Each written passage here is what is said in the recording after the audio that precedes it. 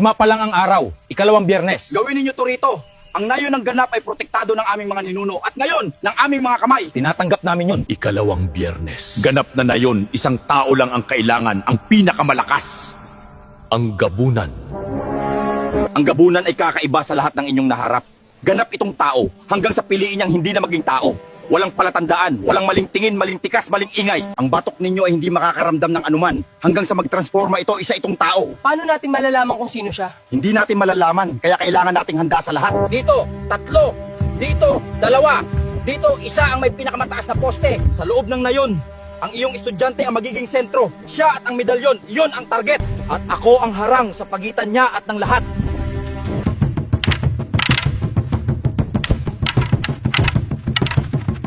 Saan mo natutunang gawin yon?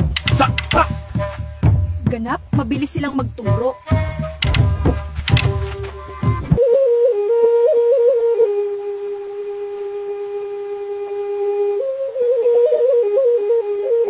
Dumating ang Biyernes, ang ikalawang orasyon. At sa unang pagkakataon, handa na ang lahat para dito. Makukumpleto mo ito, Enteng. Kami ang bahala sa labas. Bathala, bigyan mo po ako ng lakas at gabay. Protektahan ang aking inay saan man siya naroroon at pagpalain mo ang lahat ng nagtatanggol sa akin ngayon. Batid kahit alam nila na para sa akin ang kanilang ginagawa.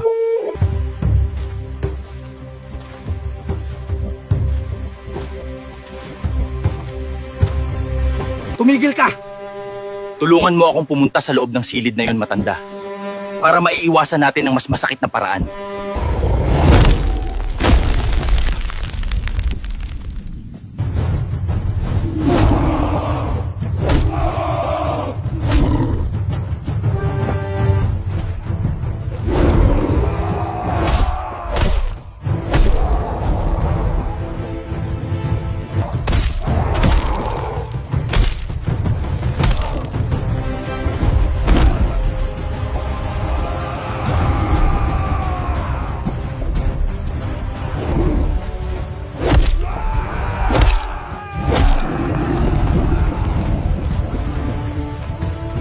At tulungan mo ang lahat ng nagtatanggol sa akin ngayon nang hindi nila alam na ginagawa nila ito para sa kanya din.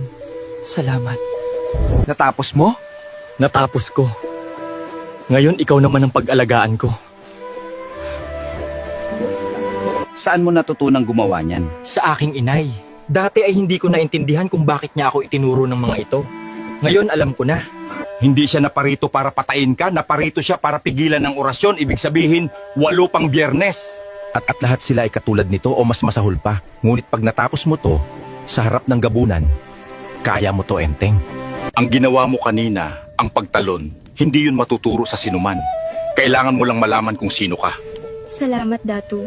2 na. 8 pa. Matulog ka na, Enteng. Bukas ay mayroon pa tayong kailangang gawin.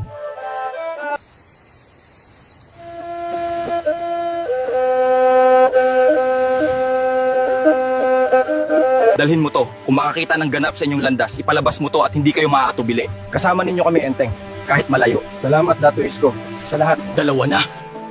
8 pa. At ang bawat Biyernes ay mas mahirap pa sa nakaraan. Ngunit ang tatlong naglalakad ay hindi katulad ng tatlong nagsimula. Mas mabigat ang kanilang tinataglay at mas maigting ang kanilang lakad.